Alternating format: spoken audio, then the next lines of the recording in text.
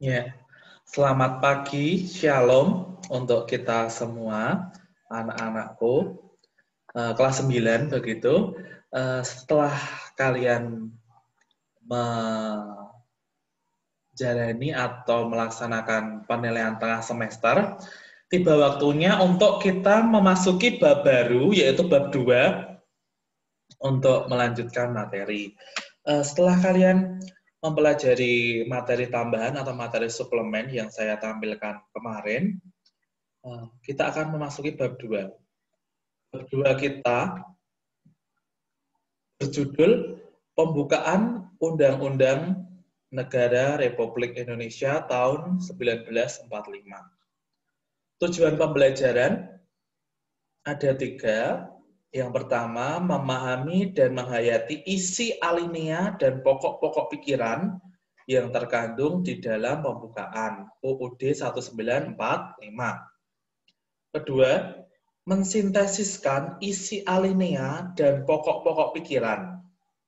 Ketiga, mengaplikasikan isi-isi alinea ke dalam kehidupan berbangsa dan bernegara.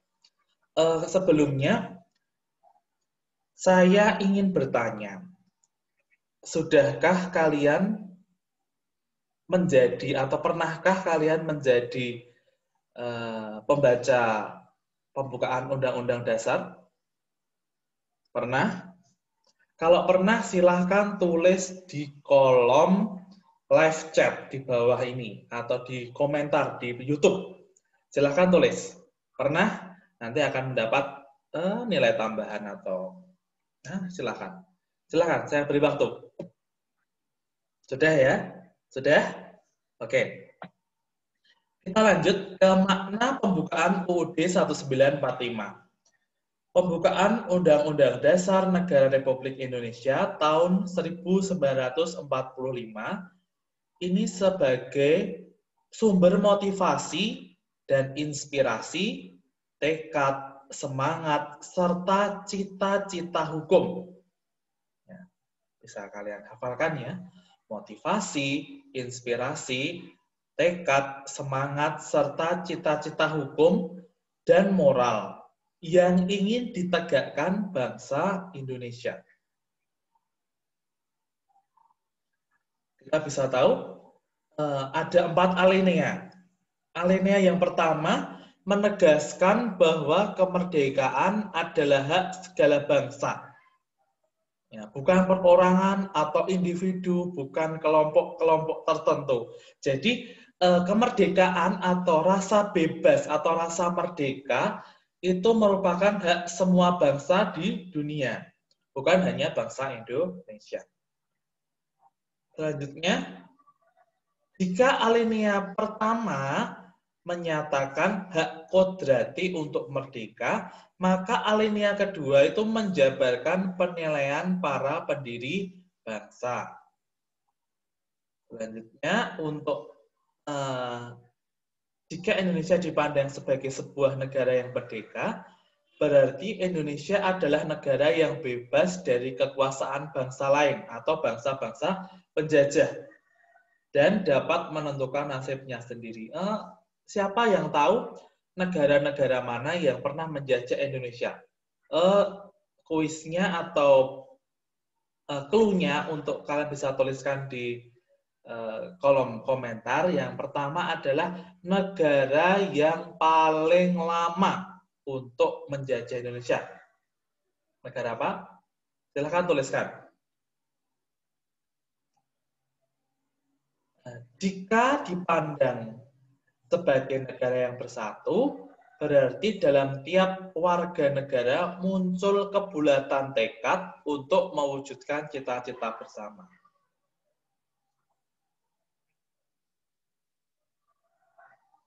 Ya. Jika dipandang sebagai negara yang berdaulat, berarti ada kebebasan menentukan tujuan dan nasibnya sendiri, dengan kekuatan dan kekuasaan sendiri sederajat dengan bangsa-bangsa lain. Itu merupakan pengertian negara yang berdaulat. Selanjutnya, Indonesia yang adil berarti terwujudnya keadilan antar warga negara serta kesetaraan hak dan kewajiban tiap warga negara. Jadi walaupun masyarakat di desa, di kota itu mempunyai hak dan kewajiban yang sama. Indonesia makmur. Indonesia makmur itu berarti terpenuhinya kebutuhan setiap warga negara, baik kebutuhan material maupun kebutuhan spiritual. Jadi antara hak-hak untuk spiritual, beragama, dan lain-lainnya harus dipenuhi oleh negara. Selanjutnya, dalam alinea ketiga terlihat bahwa makna dari proklamasi dan pembukaan itu merupakan suatu kesatuan yang tak terpisahkan atau suatu kesatuan yang bulat dan utuh. Selanjutnya, di dalam alinea ketiga ini, bangsa Indonesia mengakui bahwa manusia adalah makhluk ciptaan Tuhan. Sehingga kemerdekaan Indonesia tidak hanya dicapai dengan segenap usaha bangsa Indonesia, tetapi juga dicapai berkat rahmat dari Allah yang Maha Kuasa. Manusia sebagai makhluk Tuhan, manusia sebagai makhluk ciptaannya, wajib untuk mensyukuri kemerdekaan bahwa ada campur tangan dari Tuhan. Selanjutnya, Indonesia mengakui hak kodrati untuk segala bangsa berkehidupan kebangsaan yang bebas. Pada alinea keempat menjelaskan prinsip-prinsip serta pokok-pokok kaidah pembentukan pemerintahan Indonesia diperinci lebih lanjut. Jadi dalam alinea keempat ini terdapat tujuan negara, terdapat rumusan Pancasila, terdapat bentuk pemerintahan, dan lain sebagainya.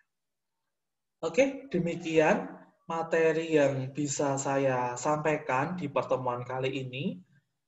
Kita cukupkan. Kalian bisa baca-baca untuk menambah referensi di buku paket ataupun buku mandiri atau buku yang lain ataupun dari sumber internet, boleh untuk menambah materi. Demikian materi yang saya sampaikan. Semoga bermanfaat. Selamat melanjutkan aktivitas. Tuhan Yesus memberkati.